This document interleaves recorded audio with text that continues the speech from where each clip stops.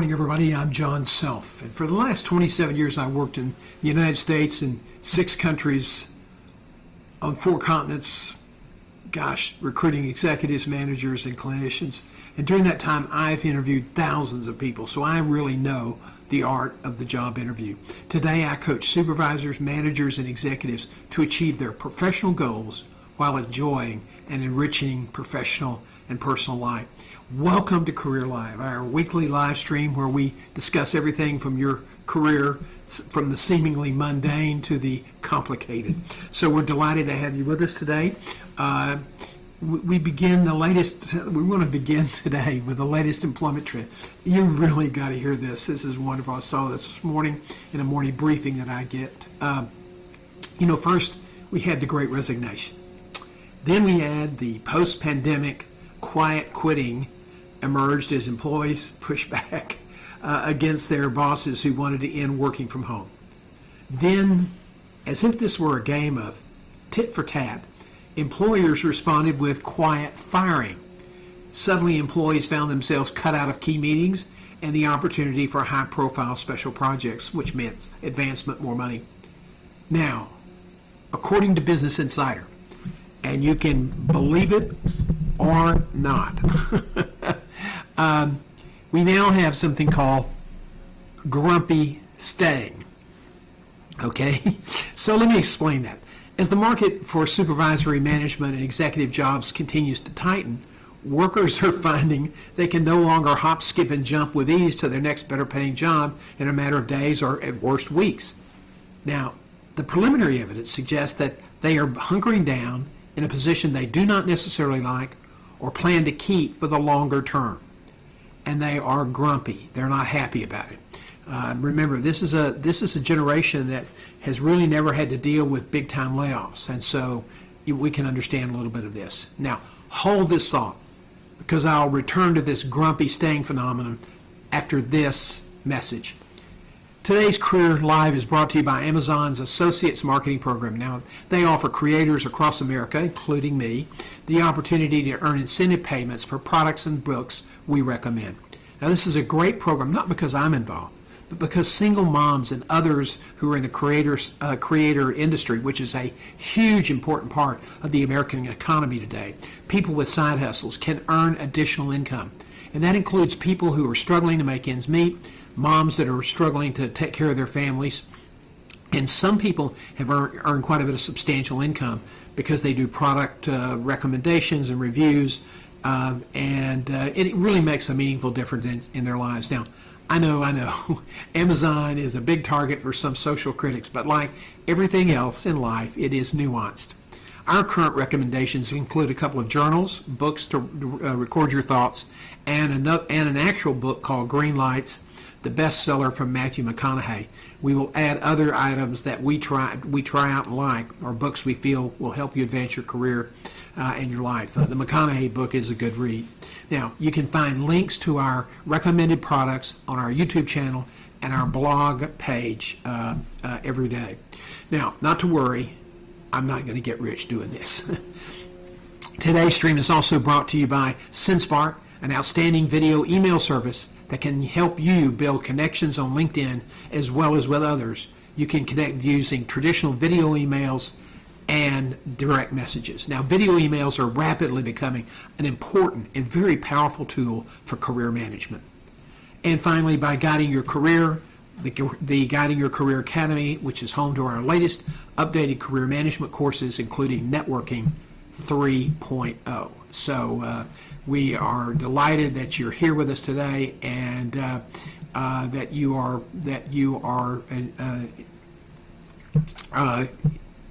I hope you're up for the program that we're going to be talking about today. And so let me get all of our technology working again. I want to say something about our career transition programs. We're really proud of those. We're working to improve them and working to add new content. And it allows you to get help with the job transition, either trying to find your next better job or dealing with the impact of a sudden change in your status. And we can help you and we can do it a lot cheaper because it's online, augmented with weekly live coaching programs. We're also creating a new program that we'll tell you about later. You want to be job search ready for that new opportunity to advance your career or to adjust after a layoff. So stay tuned, more details on a new important community project we're developing. We're really excited about the concept's potential. Okay, enough, as the car talk guys used to say, from the shameless Commerce Department this week, okay? As the tension, maybe it's the executive pressure for employees to return to the office continues, some companies are now quietly turning to a disposable employment model. More contractors and part-time workers to get more pay. They hope the lead will get more work for less. In other words, pay for what they need when they need it, and without the expense of benefits, family leave, or those other employee-friendly protections. Now, this is not a new concept. Contractors have been around for a long time, but a widespread adaptation of this concept could roil the job markets in a way we've never seen before. Now, for Generation Zers and some late-stage millennials who want flexibility, who like flexibility, they are likely to say, bring it on. But for the Generation X and the surviving baby boomers, this will prove to be an unsettling development, especially if it gets a lot of traction pretty quickly. Keep an eye on this trend, and we'll see how much traction it does achieve as employers and employees vie for who gets the upper hand.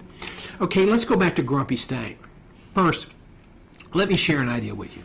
Marshall Goldsmith, and you've heard me use this quote before, or the title of his book, and he's one of America's premier executive coaches. He wrote a wonderful book on leadership and career development called What Got You Here Won't Get You There.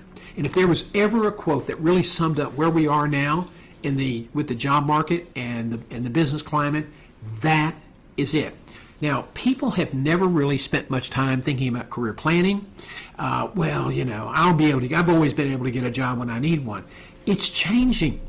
You're not going to be able to do it unless you have a really good, robust network of people who know that you're always looking for a better deal and will keep you get steady tips and calls on those opportunities. Why? Because more and more large organizations are doing more of the recruiting for executive level people internally. Now, if it's at the very top level at a big corporation, yes, they're going to use one of the national or global search firms. But for the most part, a lot of regional health systems, a lot of regional businesses are bringing recruiting for the executive level, management level, supervisory level indoors, and that means you'll be dealing with the online application process, which also means high rejection because the odds are really bad in those situations. So you're really going to have to rethink your whole approach to career planning. The grumpy staying people, you know why they're grumpy and staying? Because they didn't have a plan and they got caught. They didn't have a plan, they were just reacting. Well, this job sounds good. I'll take this and get a little bit more money. Then they got a little bit more money, but found out it wasn't necessarily the kind of company they wanted. But now they can't make a quick move, so they're staying because they're being safe, and that's a smart thing. But they're grumpy because they don't have the opportunity to move on and get instant gratification. And that's right or wrong. That's the environment we've been in. So that's grumpy staying. It is a reflection of poor career planning. Even if you are a millennial or an emerging Gen Z, you are not bulletproof. If you want a quality of life, if you want to make a contribution, and that's the neat thing about the Zs and the late stage millennials, is they're really concerned about mission, vision, and values of the organizations they work for. Well, if you want to get with the right company, if you want to have that kind of career where you make a meaningful difference, you have a good work-life balance, then you have to plan for that, because it won't just happen anymore. You have to plan for it because it won't just happen anymore. So I think you need to look at career planning. Just like if you were running a business, whether it's a kind of one of these, really high-end sort of, boutique coffee shops, or whether it's, some other service offering, resale, vintage clothes, whatever it is. You're not going to run a business without a plan. So why would you run your life, your career, without a plan? So today's job market is not in an ebbing and flowing state that will return to the default position we all know and love. That ship has sailed. AI automation is, and I did not say will, it is here to stay, and it is already dramatically impacting how jobs are done and how we will all look for work in the future. That's why planning, another reason why planning is so important. Now, I'm not wearing black today because I don't have any summer black attire, but if I did, I would be wearing black out of the respect for the death of your career. If you do not pay attention to this seismic change and how you must approach career management, you will face a colossal career derailment unless you're just unbelievably lucky. If you do not use this technology correctly, the AI and automation, to advance your career and to support your career, you will have a significant setback. If you ignore it, you will have a significant setback. That is how consequential this technology is. You can believe it or not. Yeah, that's up to you. But for me, I'm going to side with Marshall Goldsmith. What got you here will not get you there. So if you do not have a career plan, you're making a major strategic mistake. Please stop and regroup. I think you should take these steps now. First of all, reevaluate your career goals. Will your job be marginalized or changed by AI? A lot of entry-level people in data entry and coding, in entry-level customer service, a lot of those jobs are going away. You need to, if that's where you are, or you're in a job that has a lot of vulnerability to AI, and there are a lot of people out there that are tracking this, and there's some really good articles, trends articles out there that will help you. But if you are in the path of early stage adoption for AI, you need to develop a career plan that includes that near, medium, and long-term goal of what do you want to do? How are you going to avoid this? How are you going to reposition yourself? What do you want to do, and where do you want to do it? What steps will you need to take to achieve those goals? What sort of professional networking will you need to accomplish to achieve your plan? And if you're relying on LinkedIn, well, my advice is clear, has been clear and steadfast for the last several months. Stop whistling past the graveyard. LinkedIn is now more of a platform for automated recruiting and sales. That's what it is. There is still some one-on-one networking, but by and large, if you weren't on the platform early and you didn't build strong ties early, and you're not really actively engaged on that platform every day, the chances of you finding a job on LinkedIn because you met somebody and established a connection, and that connection referred you to a job, ain't going to happen unless you have a really great, strong relationship. People aren't going to risk their careers referring somebody for an important job. They don't know. Think that through. So, that's why the old traditional networking is still important. Now, I said old traditional networking. The way you do old traditional networking is now to phase 3.0, and we have a course on that online, and it's reasonably priced, and we're just getting ready to add a fourth chapter. So, I think that's important. You got to create posts, you got to arrange off-platform meetings or telephone calls, and sharing information as well as offering to help. Now, when you're networking, you always offer to help, because that's the essential central tenet of networking. It's not about, I want to connect with you because I want a job. I want to connect with you because I want to sell you some crap that you don't need or don't understand, because I'm selling it, and if I contact enough people on LinkedIn, I'll sell stuff.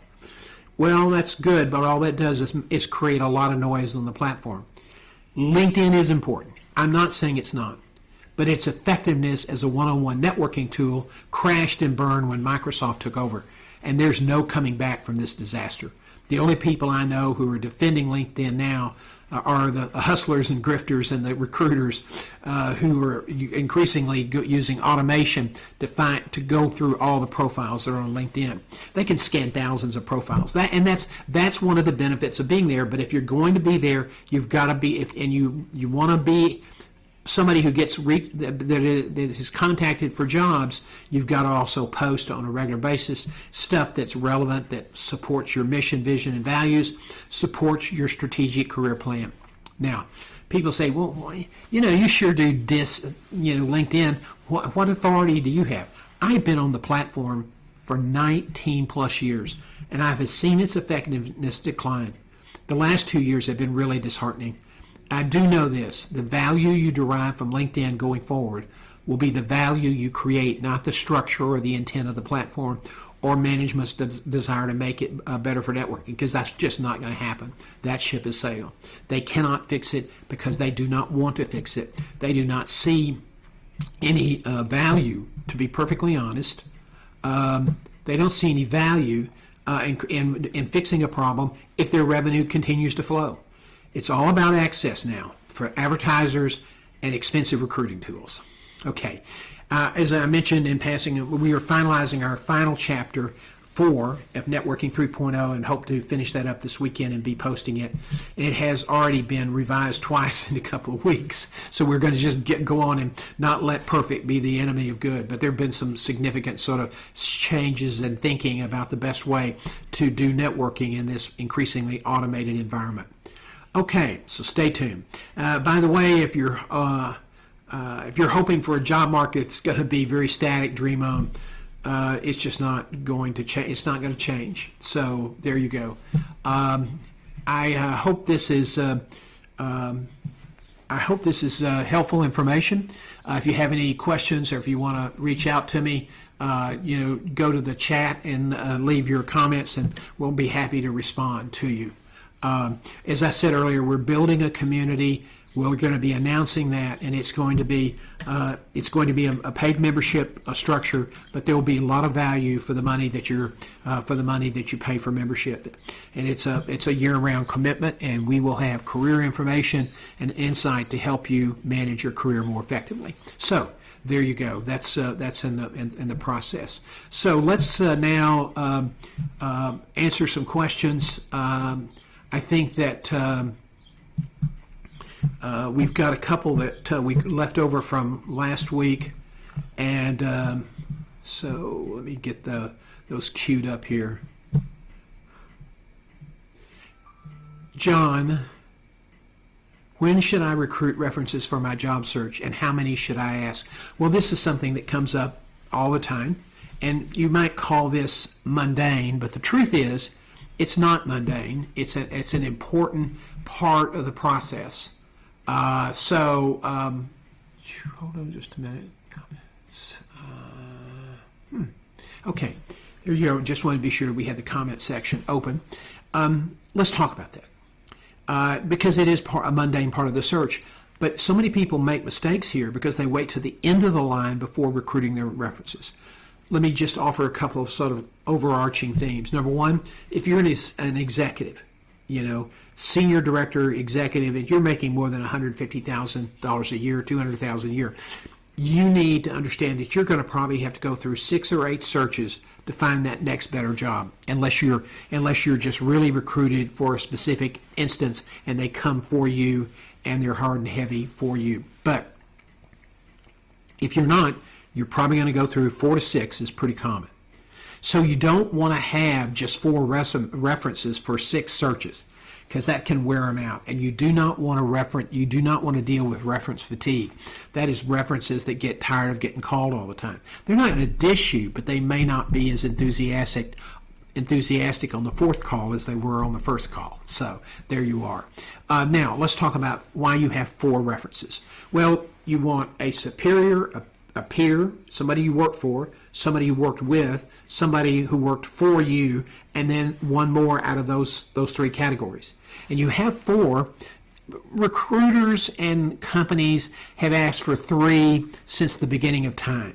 With increased uses of background reports and all those things, references are still important, but they're not as crucial as they once were. They used to be pivotal.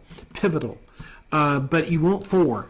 If you get down to the end of the search and they're checking your references and they can't find one of those people, you don't want to hold up your search. So you always want to have one more than they asked for, so as not to delay their making an offer to you. So that's an important consideration. So 4, a peer, a superior, and a subordinate, and then one other from those 3 categories.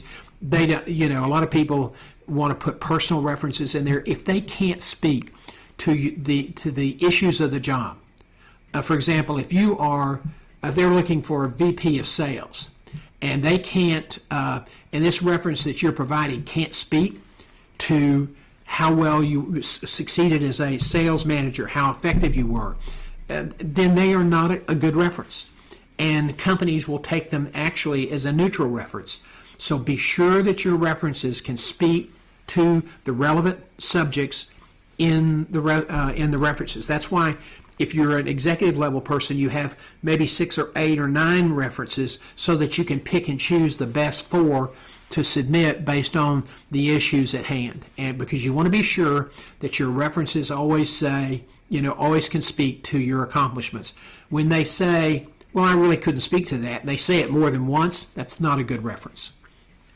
Okay, John, what is a keyword? I hear this all the time, but I'm not sure what it means. These keywords are central to the job summary description, and these are the words that are really central to them structuring the algorithm to scan the resumes that come in for this job. So the algorithm is going to route the resume to the right recruiter if it's picked. But the algorithm is also going to go through and review the resume automatically with AI capability, and the algorithm will go through it looking for experience. But it's looking for those phrases, the keywords and the phrases, is exact as you can make them based on your experience. You can't just use 1 or 2. You can't just drop them in the professional summary and be done. That's bad. That'll get you a low scan score and get you eliminated. You want to be sure that you put them all the way through your document. We have a simple worksheet to help you that you print out every time you're getting ready to submit a job, so that you break down the job summary and list all the keywords and phrases. Now, it may say we want a robust executive who is engaging. So you want to use robust, engaging executive in your resume. Okay, that's a key phrase. They may also say a robust, engaging executives with extensive issues in supporting diversity and equity in the customer platform. You can then add those words, and that's what they call a long tail key phrase. So that's also something that you want to use anytime you can. So that's what a key phrase is, and those are absolutely critical. They are critical to getting a high enough scan score that will result in your resume being seen by a human recruiter. Now, some resume writers, they charge you a lot of money and say because they don't want to deal with this issue. Once your resume is done, and let's just say you spent $500 or $750 with a resume writer, you're going to have to customize it for each and every job you submit. If the resume writer says, "Oh no, hire me because I'll optimize it for your industry," that's a large load of El Toro poo-poo. Okay, they may optimize it for the industry, but that won't be good enough for that job.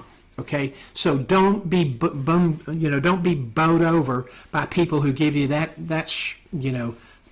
stuff. Okay, you have to customize your resume. That's why our resume guide is designed to build a resume that can be easily updated and without messing up a lot of formatting. And we use a template that a lot of search firms and a lot of recruiters got together and said, yeah, this works pretty well. Now I know there's some people out there that with spiked hair and 3-day-old maybe 3 weeks ago, beard growth on their face, saying, "I've written this template and it's got all these keywords up here, and you can use all these keywords if you're in this industry, and this will get you a job, I guarantee you." Bull. Okay, it won't get you a job anymore. Because why? Because the resume doesn't look. The recruiter doesn't look at the resume until it's already cleared the scanner. So if the scanner didn't like it, the recruiter's not going to see it. And that's 7 to 8 out of every resume submitted for a job. Only 2 to 3 get through. So all this nonsense about pay for my resume template or hire me because I can give you a winning resume. The value of a resume writer is to help draw out and help you get acquainted with your value so that you know how to sell it. Well, any coach can do that. So don't limit it just to your resume, because selling yourself is pretty important. Again, keywords, they can reflect descriptors for leadership. I wanted to be sure I said this too. You may know them as descriptive adjectives, okay? And again, you got to use the keywords, the key phrases, and then if you see longer tail phrases, try to work those in as much as you can, okay? This is not a swipe and a promise. No, you got to be precise and duplicate the phrases and the words and the context in which they are used, okay? Really important. And this applies to all online submissions, to the employer site, for jobs listed on Indeed, ZipRecruiter, and other sites, and for jobs you submit at the request of one of those LinkedIn letters you get. "Dear John, your name came up in a search for a project that we're working on. We thought you would be an ideal candidate." The computers did all of that, okay? And they did it in a matter of minutes, okay? But when I submit my resume responding to that letter, hey, they wrote me an email. Probably 15 or 20 or 30 or 40 or 50 or 100 people got that same letter. It looks custom. It's directed to you. So when you submit your resume, you have to customize it. Just because you got a letter asking for your resume doesn't give you a free pass. Also, I had one of my clients who's a brilliant guy leader, a great guy, and he knows who he is, and so I won't use his name because I don't want to embarrass him. But he was spending a lot of time on online job submissions. And so he decided he was going to use the Chat GPT to write a cover letter, and he would just use the cover letter as a way to customize his resume. Don't do that. And he wasn't getting any responses using that system. Don't do that. First of all, if they don't ask for a cover letter, don't send one, because if you try to load it up with the resume, it'll confuse the scanner and it could get you eliminated. And if you're eliminated, you won't know and they won't know unless they go in and look at the daily log of which resumes the computer read, and nobody does that. So it's important. Don't submit a cover letter unless they ask for it. And you have to customize the resume, okay? Let's see. Is there any advantage to using boldface so the recruiters can read the resume? No. You can use too much boldface, and it clutters up the resume and it makes it difficult to scan, okay? So that's not necessarily going to help. I've had several clients successfully do this. They submitted very much a customized resume in plain text. Everybody says, "Gosh, that won't help me." Well, the recruiter calls and says, "Hey, John, we've gotten your resume. You look like a good fit for this position. We'd like to set up a screening call." Great. "Well, Rachel, I just have updated my resume that'll be a little bit easier for you to read. May I send it to you?" "Oh, sure, John. Here's my email address, so why don't you send it directly to me?" So now I have her email address. So I send the resume that I have at the side. It's customized. It's the same, uses the same keywords and phrases as the unformatted, the plain text document does. Okay, now I send it to her. Then the next day or a day after that, I may send her a video email from SendSpark that you can either send as a DM or as a regular email that says, "Rachel, I'm John Self. Well, I'm glad to meet you face to face. I hope you got my resume and that it is a little bit easier to read. By the way, I wanted to let you know I'm really excited speak with you, and I want to use this opportunity to confirm that we're talking Friday at 2 p.m. Central Time, and I will be calling the number you gave me, okay? Or I will be on this video link. Now she has a really good resume, a nice, pretty resume that's easy to read, and she also has a video of you, and has a sense of who you are and how you communicate. Let me tell you something, not many candidates are using this. That's a great way to differentiate yourself in the market. I did a whole YouTube video on this. So go to my YouTube page, John G. Self, the YouTube channel. It's called Guiding Your Career. And check out that video. I think you'll find it very, very helpful. Let's see how we are doing on time. We're a little bit over. I hope this information's been helpful. We are still trying to find a time that will be a good fit for my YouTube followers. So let me know if you see this on a replay. That's when most people see it, actually.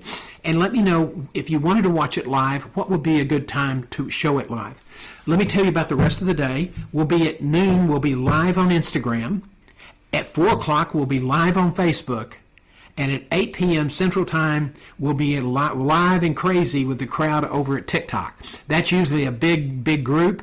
I think one night I had 3,700 people that were coming and going. It was like a massive open house, but we got really good engagement. They started talking about my Orville Redenbacher's ties, and so we had a great discussion about the validity of caramel corn or the various ways to pop corn, and I just went with the flow. It's a great crowd. It's a robust site. But YouTube is something that's very, very important to me. And if you're watching this on YouTube, check out my channel. We have lots of videos, and we try to do one, every day, usually shorts, a minute or less. We try to do one longer version video in the week. And so, you can look for those. I've enjoyed being with you today. I've enjoyed answering the questions. I look forward to being back next week here at 9:30 a.m. We're going to keep trying this site out to see if we can build a crowd. And as I said, most of the time on YouTube, most of the stuff is seen after the fact. So, but it's great to be with you. Thank you so much for being with us, and we'll see you next week here for YouTube Career Live.